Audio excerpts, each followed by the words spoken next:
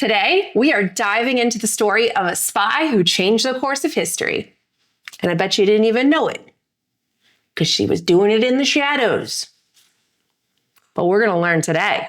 She was the Gestapo's most wanted spy, and despite all of their hunting, the Germans could not catch her. She was known as the Limping Lady because she only had one leg. Today's story is one of grit, brilliance, and sheer determination. Hi guys, my name's Desiree, and if you found your way to my channel, welcome. And get the heck on in here right now. Do it.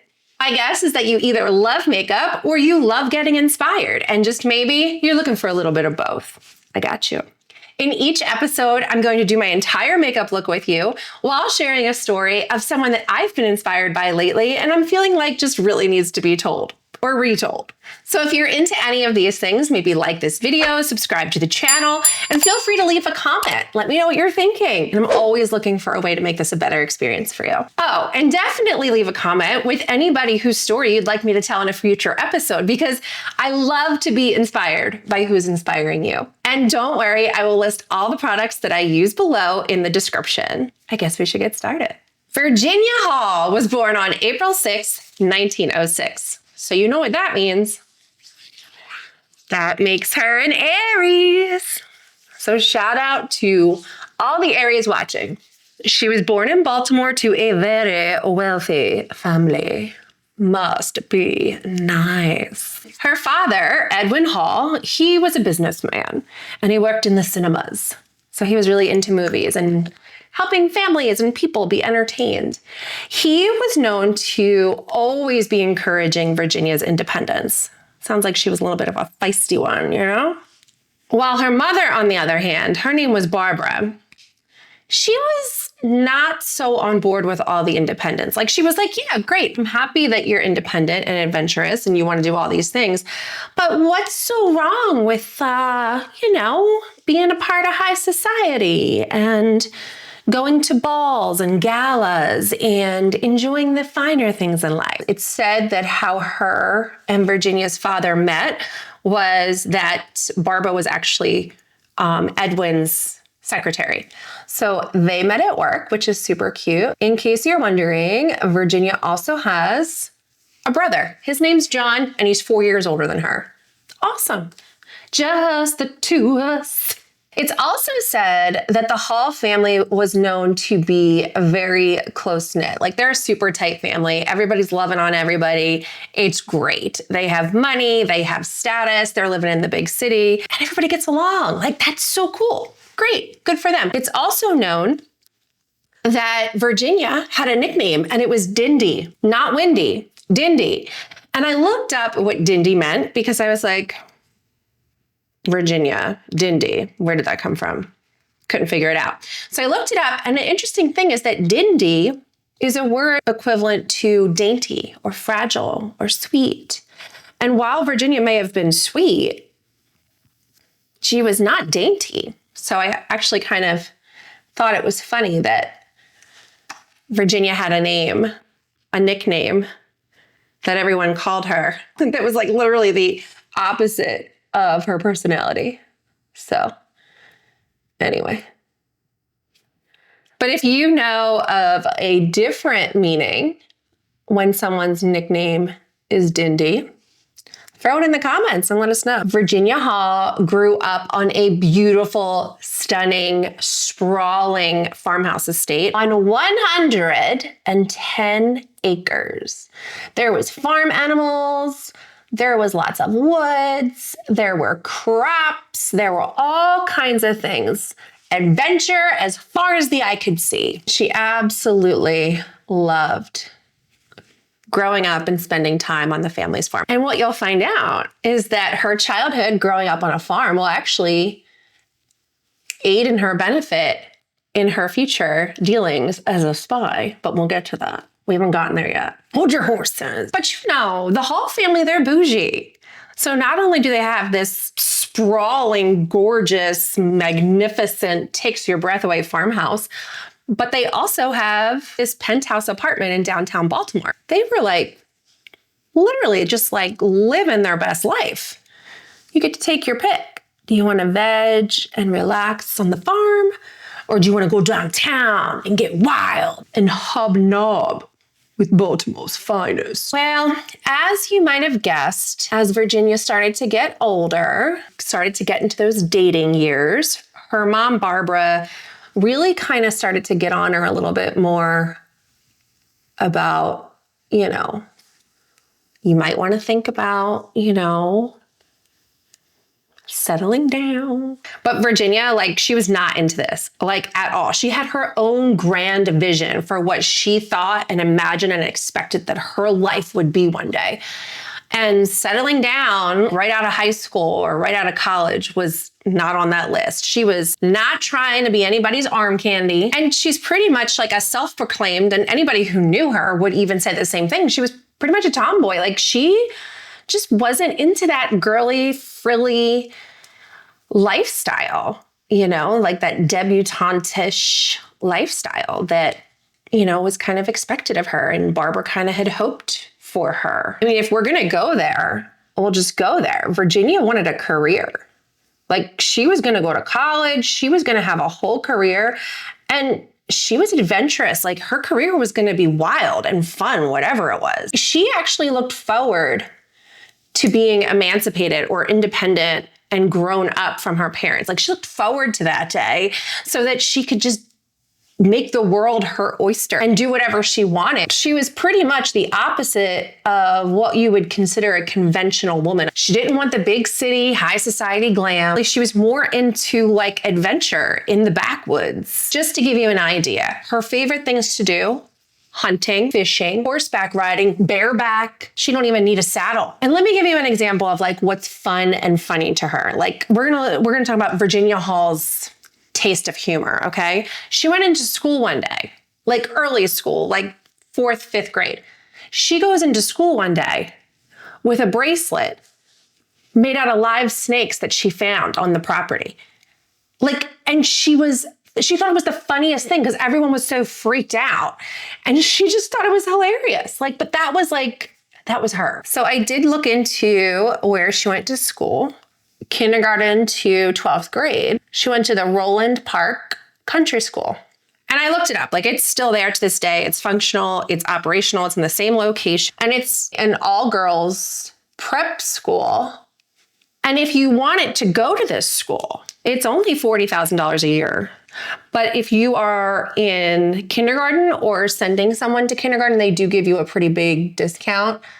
And it's only $33,000 for the year.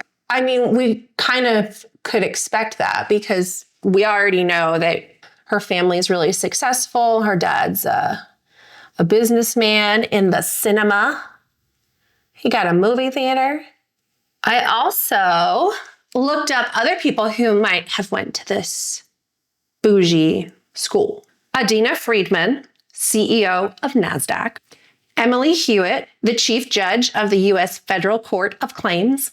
Alexandra Day, a researcher at MIT. And yes, there are many, many more. During Virginia's years at the Roland Park Country School, she would be the editor-in-chief multiple years for the annual yearbook. She was also, during her senior year, her class's elected president, and she would go on to graduate in 1924. She was 18 years old. Sounds like she was right on time. But I mean, how many people actually graduate early? This is probably a really hard school. I can't imagine for that kind of money, they make it easy for you. Just a guess. After she graduates from high school, Virginia goes on to Radcliffe College, which is part of Harvard University. She would then transfer to Barnard College, which is part of Columbia University today. And then she would end her run of studying in the US at George Washington University. She actually spent most of her college years studying languages. So by the time she left George Washington University, she was fluent in French, German, and Italian, and English. So she's got 4 languages under her belt right now. And she's, 19, 20? That's pretty amazing. Okay, y'all, it's 1927, and Virginia is 21 years old, and she's It's time. I'm done here. I am scratching my itch for travel and adventure. Europe, here I come. But apparently she's still in school. So when she leaves George Washington University and heads to Europe, she still has to finish school. So she kind of goes on like a university tour, and she will actually end up going to school in Germany. Then she'll go to Austria, and then she will wrap things up in Paris. And just so you know, her absolute favorite place of all throughout all of her travels was France. She loved, loved, loved France. She found that French women were just so liberated for the time. She's like, this is where I feel alive. This is where I want to be. I belong here. These are my people. And she attributes a lot of what she loved about France and Paris to the fact that the women were educated. It was actually encouraged. So, women didn't have to like fight to be like, I want my education, I want a career. She just felt like the women had so much more freedom and opportunity, and it was like culturally accepted for it to be that way. And dang it, she was obsessed with the fact that women wore pants. She was so excited to just walk around open and free in pants and no one judge her. So, hey, I can't blame her. Who doesn't love pants? Amazing. She found her tribe. She couldn't have been happier to be there. So as we start to see this version of Virginia's adult self start to come together, we also start to see how her dreams and aspirations start to become really clear when it comes to her deciding what she wants to do for her career. And based on the research that I've been doing on Virginia, I think it's definitely fair to say that her goals for her career definitely blur the line with her passion for adventure and making a difference and going against the societal norms. She's just, everywhere she goes, evolution and change follows in a good way. So Virginia's dream job, the one thing she wants in this whole wide world, is to be a diplomat. But it's very early in the 1930s at this point, and the US government is just like not there with gender equality and these types of roles in the government. So we could probably count on one hand how many of these diplomat positions were set aside or given to women at that point. But Virginia's in Europe, and we have already determined that they're a little bit more advanced in their thinking about women and their roles in the workplace and things. So she's like, if I have a chance to do this anywhere, it's probably going to be here. So Virginia applies to as many diplomatic roles as she can possibly find. But sadly, she would be rejected from every single one. It'll make you mad. But it's got to start somewhere, But it is annoying. And by the way, are you wondering what a diplomat is or what a diplomat does? Because I was. A U.S. diplomat is a person representing the United States abroad. This person promotes peace, prosperity, and the protection and safety of Americans. Their responsibilities also include negotiating treaties, granting visas, organizing humanitarian aid, hosting official visits from other governments, and dealing with sensitive issues like international crises. Know what else falls under the diplomat umbrella of jobs? Being a spy. Being a spy. And that's the job Virginia wanted the most. Okay, so remember, she has just gotten rejected and declined from every job at the U.S. embassies that she applied for. But you know what? She's not done. She's not done trying. No just means not yet. So the U.S. Embassy does end up making Virginia an offer for a job. It's just not the one that she wanted, but she's like, you know what? I'm going to take it. So she becomes the consular service clerk at the US Embassy in Poland. Essentially, this is making her now a government secretary. So even though being a government secretary is not the job that she was hoping for, she was like, you know what? This is an opportunity. And I'm going to get my foot in the door and show them what I can do. They'll see. They'll come around. I'll be a US diplomat in no time. Excels at everything she's doing. So after 2 years at the embassy as a government secretary in Poland, she will actually take a few different assignments, which helps her to kind of trot around Europe and explore and do things while getting a paycheck. Her first transfer will be to Turkey, and then from Turkey, she will go to Italy, and from Italy, she will go to Estonia. So she's just kind of all over the place, living the dream, just feeling like she's getting every day a little bit closer to being a spy, or at least a diplomat. But before we get too far ahead of ourselves, we do need to backtrack a little bit to her time in Turkey, because when she's in Turkey, there is something that will happen while she's there that is pivotal to the story and to her life. In December of 1933, Virginia is in Turkey on her day off. She decides to go with a bunch of friends, and they go out on a hunting trip. They're hunting for birds. Well, while she's on this hunting trip, when they're moving from one spot to another, there's this like wire fence that kind of, I guess, was deteriorating or fell over, and it ends up getting buried like in the marshland. So you kind of can't see it because everything starts to grow over top of it.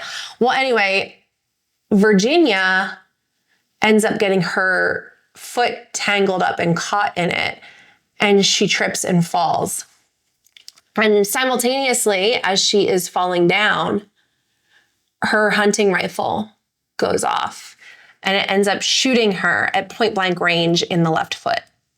Her friends got her out of the woods and to a hospital as soon as humanly possible. The doctors do everything they can possibly do. I mean, Virginia ends up being in the hospital for weeks after this injury because they're trying to, repair her foot, but also they're trying to fight off like infection and anything else. Despite everyone's best efforts, including the doctors and the medical staff, Virginia would get infection after infection after infection. And at one point, she even got gangrene in the leg. It was determined and decided, and I'm sure it was a hard decision to make, but if she wanted to live, the only way to guarantee she could live is to amputate her leg from the knee down. So that's what they did. But the crazy thing is that they thought once they amputated the dying part of her leg that everything would be fine, but she would go on to continue to get infections. At one point, she was septic, and it said that she almost died multiple times trying to get over this and get herself on the road to recovery. So essentially, it's just amazing and a miracle in itself that she's alive just from everything she went through trying to clear infection after infection and all that. There is some good news, though. She actually does get a prosthetic. But as you can imagine, the prosthetics are nothing like the prosthetics that we have today. Essentially, what she had was a hollow wooden piece, almost like in the shape of a bat, that she would hook on to the stump of her knee, is what they said. And then there was like this metal heel at the base of it. So they have this like wooden club looking thing. And then there's like this metal heel that meets it at the bottom to give the illusion of a foot. But the thing is that where the wooden club and the metal plate meet, it doesn't actually move or bend. So everything just stays stiff and straight. And then how they connected it to her knee, what was left of her knee, was they had these metal straps, these like thick metal straps with these heavy metal buckles that would essentially like hold on to it. So it was never like flush up against it. There was always like a little bit of space, which sucks because every time she would move it, it would rub against the skin. So she was always trying to like fight against the prosthetic from causing like chafing and bleeding and all kinds of things. It was just not ideal, but better than nothing. She actually, she was cool about it. She kept it light. Like she was just happy to be alive. And she would actually name her prosthetic Cuthbert. That's the name she gave it. Depending on like where you do your research, what I found was that Cuthbert was known to be a soldier, a healer, and a performer of miracles. I'm just over here giving Virginia an A for attitude. I mean, for real. Because it very easily could have taken a different turn just totally based on her mental state. And are you surprised that after her recovery is over that she's ready to return to her job at the embassy?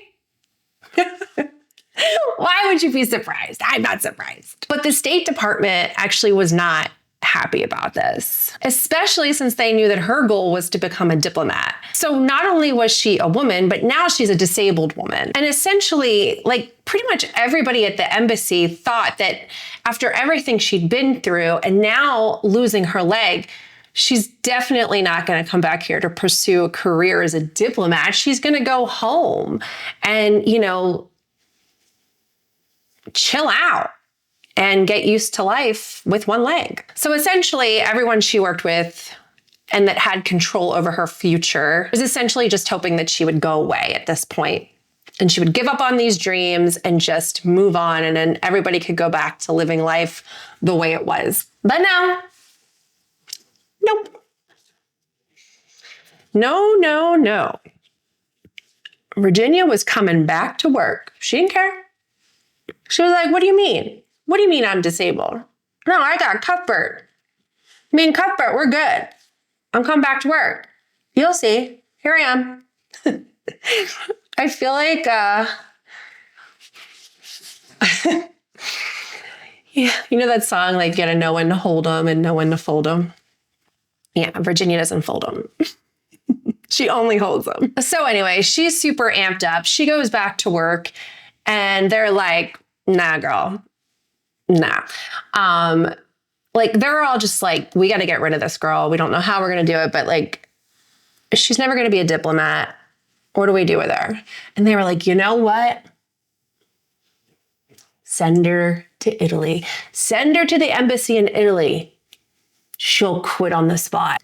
I'm paraphrasing. So if you're wondering why sending her to Italy would be a problem, well, I'll tell you why it would be a problem. Because in Italy, especially where she was being stationed and transferred to, she was being transferred to Venice. It's like this little city. There's just water going all through it. They're like these little canals. So the only way to really get around Venice is on foot. And I mean, to put into perspective how many canals and how hard it is to get around Venice, there's about 400 little tiny bridges that go over all the canals in Venice to connect the pieces of land so that people can get around. And really the only way to get around is on foot. So they thought for sure sending a woman with one leg, a crappy prosthetic, the easiest thing to do is send her to a place that's going to make her life a living hell, especially since a big part of her job requires her to pretty much walk around town all day long, delivering and picking things up. And it's crappy because everybody knows her condition, even her bosses. So, they were setting her up for failure. I'm sure they were all sitting around the break room taking bets on how long it would take her to quit. Rude. But don't you worry. Our Virginia, she found a workaround. She wasn't going to let one leg in a city of hills and bridges and water stop her. She had things to do. She got big dreams, big plans. Ready for this? She buys a boat. Virginia buys a gondola. And she uses that to get around the city every day at work. So she's actually getting all of her daily responsibilities done in record time. She's doing it faster and better and more efficiently than even an able-bodied person. So she's literally exceeding expectations. So, she's kind of killing it. I do think at this point, she starts to win people over. Like, they start to see, like, you're not going to be able to keep this girl down. She's good at her job. She works hard. She solves every problem in her way. She's determined AF. And in fact, she starts to,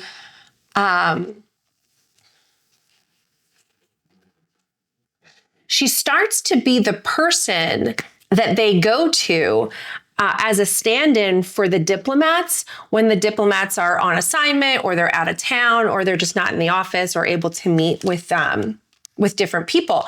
So she's now so trusted and relied on and respected within this embassy that she actually starts doing the job not only of a government secretary, but also the job of the diplomats, which is the job that she wants for herself, always wanted for herself, and always knew she was capable of. So after a few years of this, 6 years of this to be exact, she is just like, what am I doing? Why is my title and my salary still for a secretary when I'm not only doing the job of a secretary and excelling at that, but I'm also doing the job of the diplomats? So why do I not have the title and the salary? Like, clearly I'm capable. So you know what she does? She takes the test by the government that you have to take in order to be considered for a diplomat job. She's like, screw it. I'm just going to take the test. I'm already doing this job anyway, and I'm good at it. I might as well just really do it. So she takes the test. She scores a 100%. She got a perfect score. She got not one single question wrong. Everything was 100% right and accurate. So, like, clearly, she's already doing the job for the most part. She takes the test just to confirm that she's allowed to apply, aces that. Like, what could be the problem? She has the support of people in her office who now see that she is not letting her prosthetic leg hold her back from being able to do any of the duties. So, she's good, right? Well, there's just one problem. Because at this point in time, the U.S. State Department has rules when it comes to applying for jobs. While apparently they weren't big fans of women doing these diplomat jobs, it wasn't in the rules that you weren't allowed to apply or that you couldn't have the job just simply because you're a woman. However, there are rules stated in the rule book that if you have a disability, you are not eligible to be a diplomat. You're disqualified. So regardless of her 100% test result, and her experience, and her glowing letters of recommendation that I'm sure she asked for, the U.S. State Department was not budging on this rule, and they were really hanging their hat on the fact that she was disabled and that there's just no way to guarantee her safety and that she could do this job. Virginia is pissed. I mean, she's livid, and, I can't blame her. She's watching her dreams go down the drain. So this is the first time I'm hearing about this and all the research that I did, but she quits. She's pissed. She's like, screw this, screw you, I'm out. Bye. And I kind of hope she gave the finger on the way out, but I don't know. I'm sure she didn't. She seems like the type that doesn't burn bridges. And if you're wondering, well, where did she go? Did she go home? Did she give up? Nope. Instead of going home and giving up, she goes back to her happy place, her favorite place ever. She goes back to France. Now, the same time that all of this drama is going down at the U.S. Embassy in Italy with Virginia and her bosses and her team, World War II is broken out. Europe is in the war. And Virginia is like, I want to be a part of this war. I have an opinion. I know where I stand. put me in. But let's be specific. She wants to be of service, but not from behind a desk. Like, that's just not going to do for her. She's over that. So she went to the French army and she's like, I'm here to report for duty. Put me in. Where do you need me?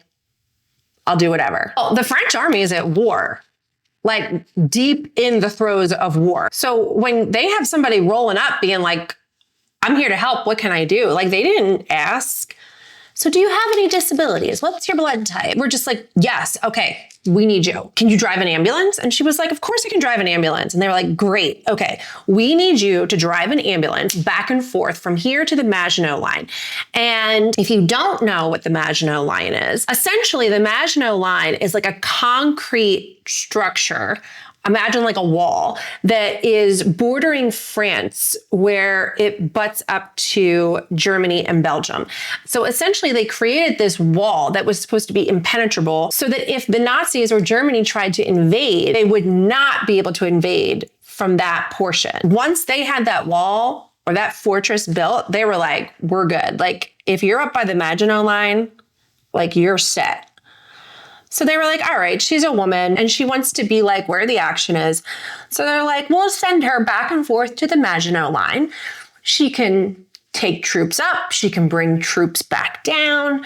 She can take up supplies. She can bring stuff back.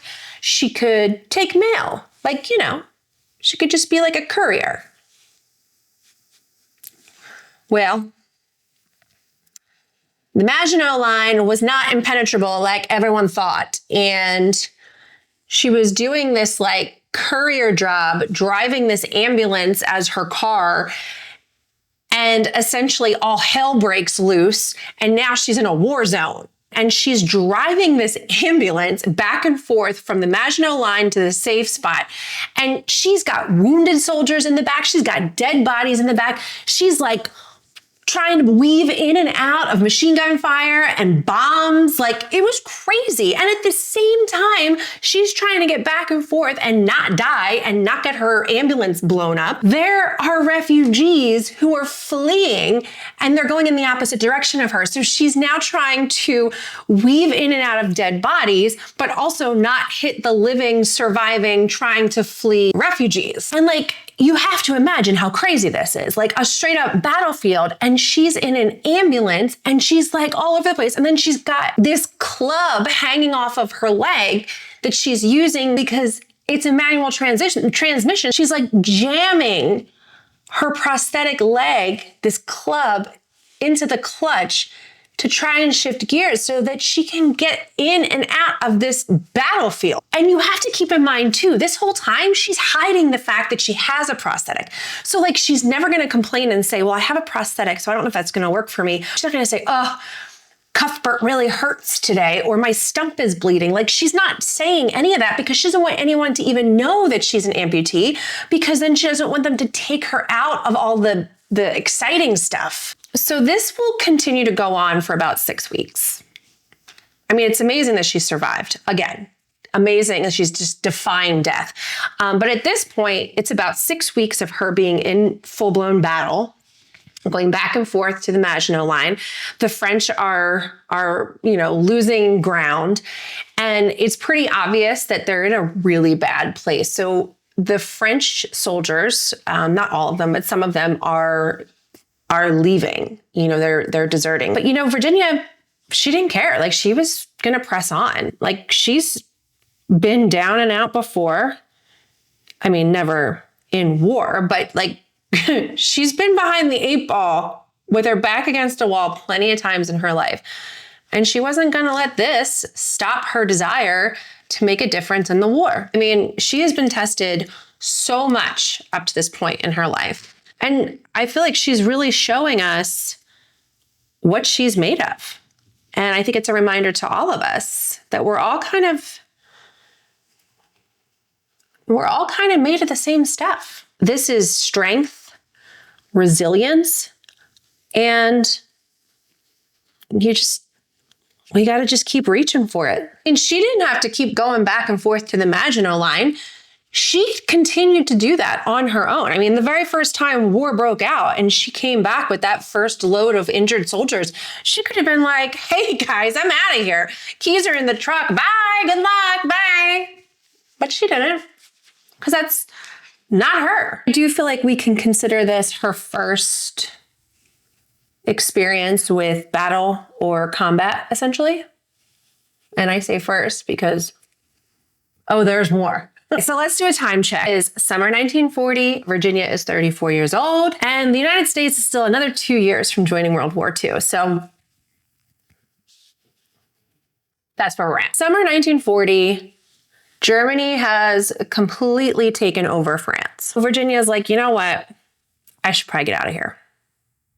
I don't think it's safe here. I'm not really able to make a difference at this point. I definitely need to get out of here. I'd be on the horn with my mom being like, hey girl, you were right. I gotta get the hell out of here. What do you think? You draw me a nice hot bath, pour me a glass of champagne. Have you met any young eligible bachelors looking for some arm candy? Hey. Not Virginia. But then again, this is why Virginia is making history and I'm not. So Virginia decides she's gonna go offer her services to the Brits. She's going to go over to Great Britain. She's going to go to England. And in order for her to get there, she has to go through Spain. And there is a way for her to take a train from Spain to England. So that's what she's going to do. So she gets to Spain and she's in the train station and someone approaches her. His name is George Bellows. Now, George Bellows had been observing Virginia in the train station, watching the way she carries herself, how she talks to people, what she does, et cetera, et cetera.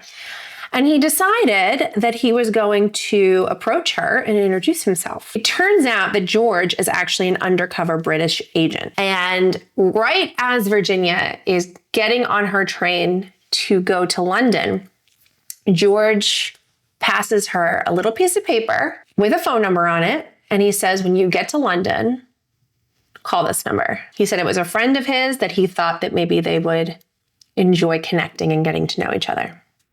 Okay. So that phone number, well, I hate to be the one to disappoint you because that phone number was not to England's most eligible bachelor like I was hoping. I am just a sucker for a scandalous little love story.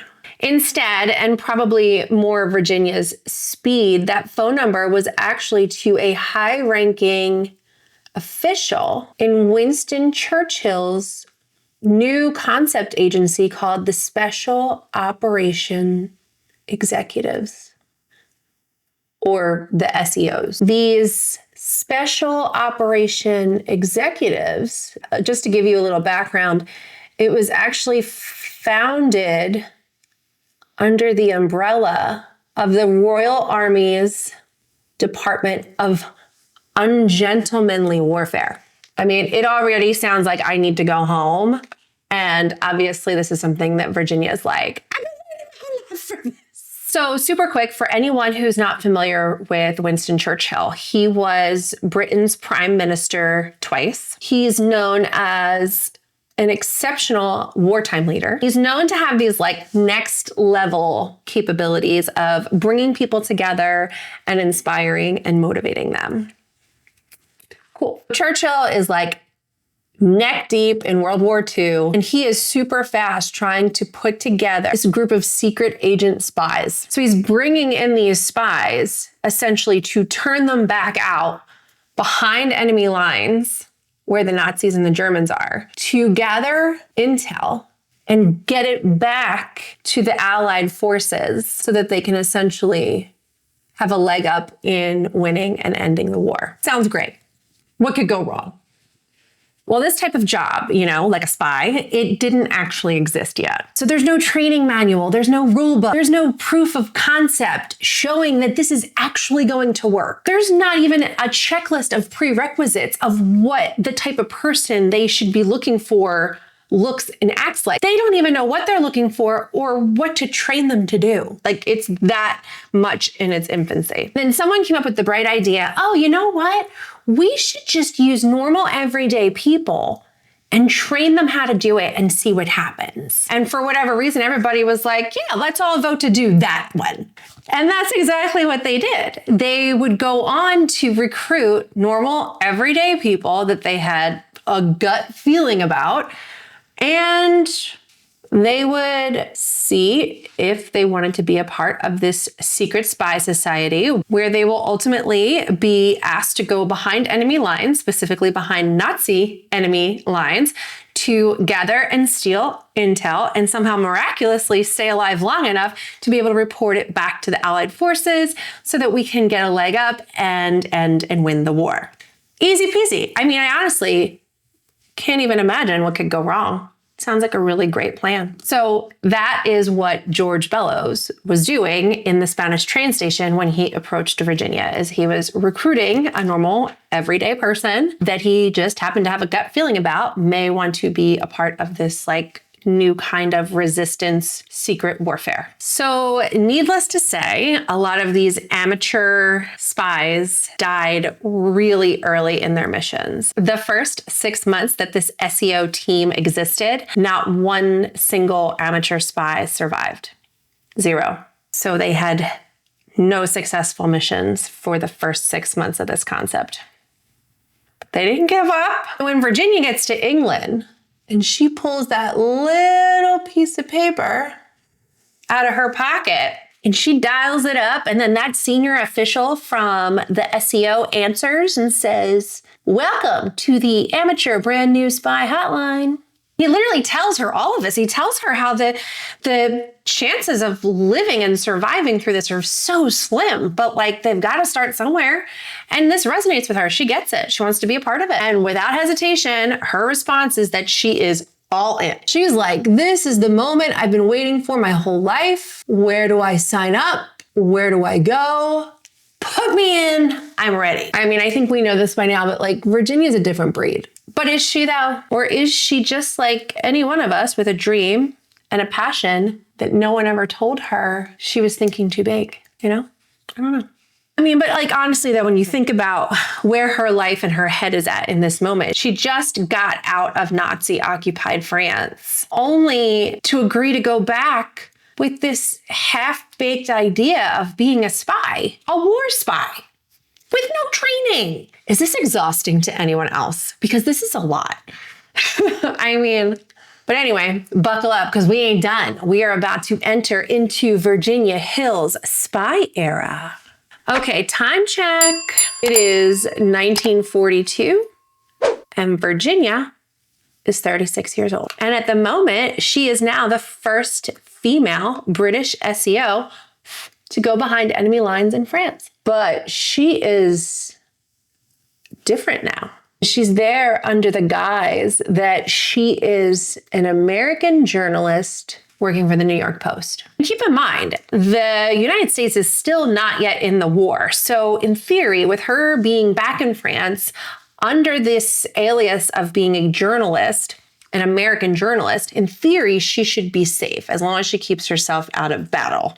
But I have heard this safe stuff many times before in this story, so fool me once, history. But I will say that Virginia does have a lot going for her. She speaks French fluently and she's lived in France, but she's also an American. So she's definitely gonna fit this role really well. And she's also known to have like really good people skills. People like Virginia. People like being around Virginia. She's found to be very persuasive. Like she comes off like very harmless. You know what I mean? So like she's not sending up any red flags when she walks into a room. And let's not forget, she's also like a master problem solver. So on that note, we've talked about what her strengths are. We already know that she is just a hustler and she will always find a way. But let's actually talk about what this job, what this role as a spy in a disguise requires from her. Keep in mind, everyone who has done this job before her has died. She has no one to call for backup. She has no one to call for help. She has no one to even call and ask a question to. And the British SEO team, they couldn't contact her if they wanted to. So she's like in there. And it's just like, Good luck, hon.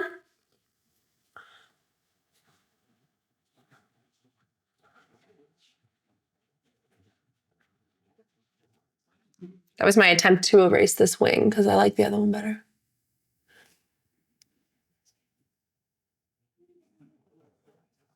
Ugh. This can always go south fast. I don't know. This eyeliner is a tricky one. Now get this, and I think this is pretty cool. So the only way that Virginia is able to communicate back to London, because keep in mind, London can't contact her. However, she can, in theory, contact them. And the way she's able to do this is through her disguise of being an American journalist. So she was actually writing these articles for the New York Post. Like that was actually happening. Like her cover was that deep. And what she would do is she would write these articles, but the articles that she would write would be laced with coded messages. So it's actually a very, very clever way to communicate. She was able to get information to the Brits about where the Germans were, their orders of battle, how many tanks they had, and where they were being stored. You have to keep in mind too, she had to be fast with getting this information out, because I learned the difference between gathering intel and sharing news. When you are behind enemy lines trying to gather intel, it's only intel if no one else knows about it. Because if you wait too long or you have a hard time getting the news back to the people who need it and it's already being reported, then at that point it's just news. So you really need to gather this intel and share it with the people who need it while it's still considered secret intel. Everything she posted in the Post was urgent. Like she had to get these messages out so that it would give the Allied a leg up on fighting back against the Germans and the Nazis. Not only is Virginia over there by herself, but while she's there, she's also tasked with setting up a secret spy network. She's not only spying, but she has to recruit new spies as well. She was known to recruit some of the best spies that were civilian. Her spies that she recruited would always come from like the most interesting walks of life. Like she would have like the mayor and the brothel owner. She'd have a nun and a businessman. She'd have the police chief and then like a random criminal. Like she always had the most interesting people. And she had like this really good, keen sixth sense and like just that knowing when someone was going to be a good fit and if she could trust them or not. We've talked about how persuasive she could be and also comes off very trustworthy. It's her people skills, you know, her down-to-earthness that really made people feel comfortable with her, because you have to figure when she's recruiting new spies, she's essentially saying like, please come and help us. Please come be a part of the resistance. Please come do this spy job with me where most people don't survive. But even if you don't survive, what you're doing is so big and for such a greater good that even if you did die a torturous, awful death, that it would still be worth it because you're making a lasting impact on the world for your children, your children's children, and all of humanity. I mean, like she was really convincing. I don't know how she did it, but you know, she did it. And it did not take long before Virginia created a highly successful network of these wartime secret spies. It spanned all across France, behind enemy lines, in front of enemy lines, and they were making a lot of progress. They were getting a lot of information and intel back to Britain, and it was really helping them to get ahead in the war and make progress as well. So as you can imagine, she now has the attention of Adolf Hitler. I mean, that is somebody's radar I never want to be on. The Nazis have noticed that something is going on. There is a leak, there is a breach, there is a mole, and they're starting to take a turn for the worse in this war because of it. They see the resistance growing, they see it rising, and they know they have a very serious problem. Funny, not funny, Hitler and the Gestapo, they assume that they are looking for a man because only a man would be able to pull off an operation of this magnitude. When will these boys learn? At one point, the Nazis had captured 12 of these Allied spies that Britain sent over, and they were all in a prison being tortured, and they were eventually going to be put to death after they squeezed as much information out of them as they could. Virginia had the biggest breakout in history when she infiltrated the prison camp and freed all 12 spies that were their prisoners at once. It's said that Hitler just went nuts over this. Like, he was like, how can we not catch this person? At this point, they're learning that this guy they're looking for is actually a woman and she has a limp. So they start to refer to her as the Limping Lady. That becomes like what they call her. And she's essentially like running circles around them and making fools of them. I mean, she's just trying to get her job done, but everybody's taking it so personal. And they're like, we must get this Limping Lady. But this is not good though, because her cover is completely blown at this point. So she's actually in a really bad position because she's got Nazis breathing down her back. They know exactly who they are. They have bulletins posted all over town, in pubs, everywhere. And there's even a bounty. So like if you find her or you turn her in or you tell somebody where you saw her, like there is something in it for you. So like she's got people everywhere trying to find her so that they can get their piece. You know what I mean? Ultimately, the person who infiltrates her network that she created that was so good, it turns out is a double agent. So they pretend that they're working for the British, but they're also working for the Nazis. And they were acting under the guise of being a priest. So yes, so this person did break through the network. They were able to find out that it was Virginia Hall running all of this, and that was the person that the Nazis really needed to get to shut all this down.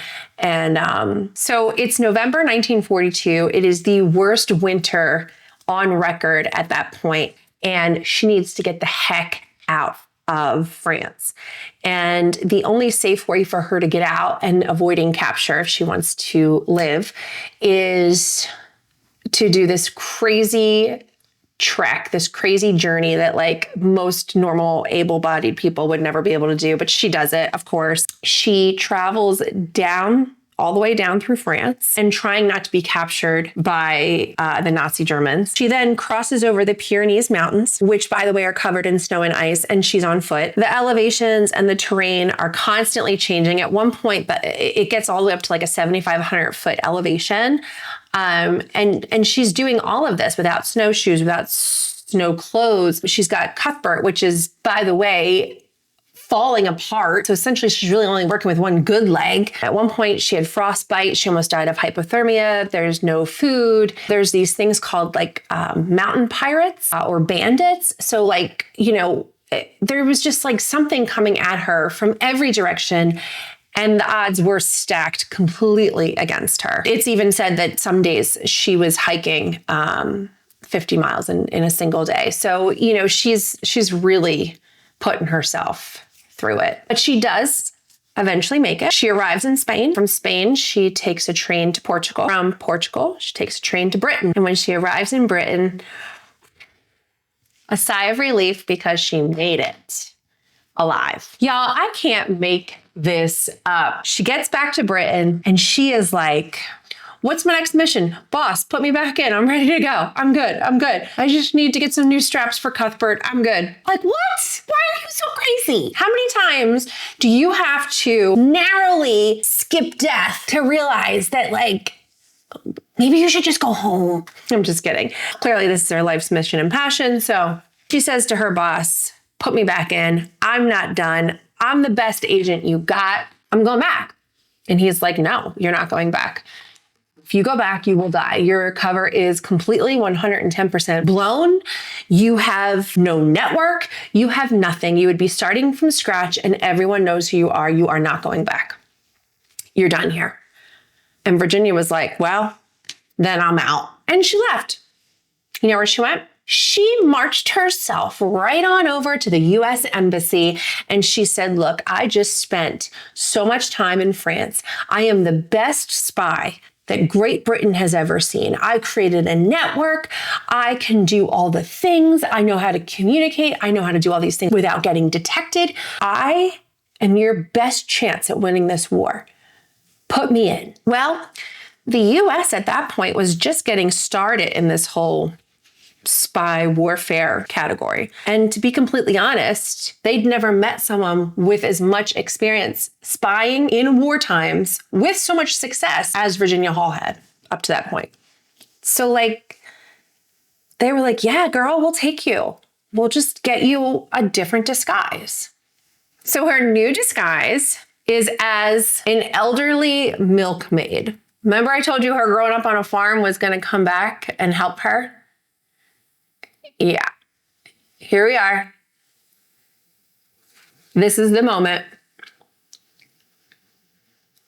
And there's a few things that would make this a viable disguise. The fact that she was super fluent in French was huge. Like we said, that she spent her childhood on a farm. She's very familiar with farms and farm animals. And a lot of the things that they would have to teach someone would already be coming natural to her. Huge bonus. Before she went back into the field as an agent, she actually worked with a Hollywood makeup artist who taught her how to use makeup to create the look of real lines and wrinkles on her face to further intensify her look as an elderly woman. She also went to a dentist to have her teeth ground down so that they looked more realistic for someone of that age living in rural France on a farm, not taking care of their teeth, I guess. And remember, the Germans knew that this lady had a limp. So her being an old milkmaid on a farm with farm animals was great because she was going to have a staff and a bunch of goats that would, in theory, always be around her, pretty much covering her body from the waist down. And as long as she learned how to disguise her gait or the way she was walking, it should work, right? So anyway, she goes back to France, and this time she's not in the city, in the town. She gets stationed in a very rural area on a farm, and the farmhouse itself is actually really close to the road, which is huge when it comes to gathering intel. So she's able to see, like when the convoys come through, she's able to see if they're bringing tanks, if they're bringing guns, if they're bringing supplies, if they're bringing troops.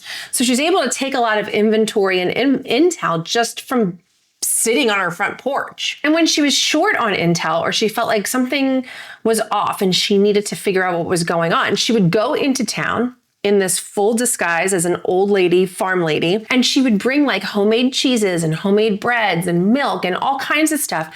And she would go in and pretend like she was giving them to the Germans because like she was trying to get into their good graces. But in fact, she was just using it as part of this whole scheme to get close to the German soldiers so that she could listen to what they were talking about. Because remember, she's also extremely fluent in German as well. So as long as she acted like she was just some old, sweet, innocent French milkmaid that didn't speak German, she seemed like she wouldn't be a threat at all. When in fact, she was very much so a threat to them. At this point, things are getting more advanced technology-wise, and the US actually sends her a wireless communicating radio that she can use to transmit info back and forth. The only problem with this radio, because you think like, oh, this should make it easier for her to get information back to the Allies. Well, the issue is that whenever these communication radios are used, it is so easy to pinpoint exactly where they are. So she has to be really strategic with where she uses this radio, because wherever she uses it, she only has like a 10-minute window before the troops come storming in, capture her, destroy her radio, and then torture her till she gives them all their info, and then she dies. Essentially, if you have a communication radio and you're a spy, that radio is almost like a death sentence unless you can figure out how to be really good at figuring it out. So all day long, Virginia is recruiting new spies, teaching them how to be spies, and then she's also working the farm. And then at night, when you would think she'd be resting up for a whole nother day of spying, she's actually communicating with the Allied forces with this radio. And it's not like she's doing it from the basement or the attic. She has to go somewhere even further away from where she's at so that she does not get caught, because anytime you use these radios, it sends out a signal and then the bad guys can find her and capture her. So like, she probably doesn't sleep, obviously. Well, anyway, I feel like it's probably time for a time check. So it's 1942, and we all know that the war is almost over at this point. Virginia is in rural France. She is disguised as an old milkmaid, an innocent, sweet little milkmaid. But underneath it all, she is organizing resistance groups. She is training fighters, coordinating guerrilla activities. She's arranging sabotage missions against the Germans, and she's facilitating Allied advances. So she's actually responsible for delivering the intel that the Allied forces use ahead of the D-Day invasion. That is huge. I don't know why, but I'm just imagining Rambo dressed up like Little Bo Peep. Is it just me? It's probably just me. Sounds like something that would just be me.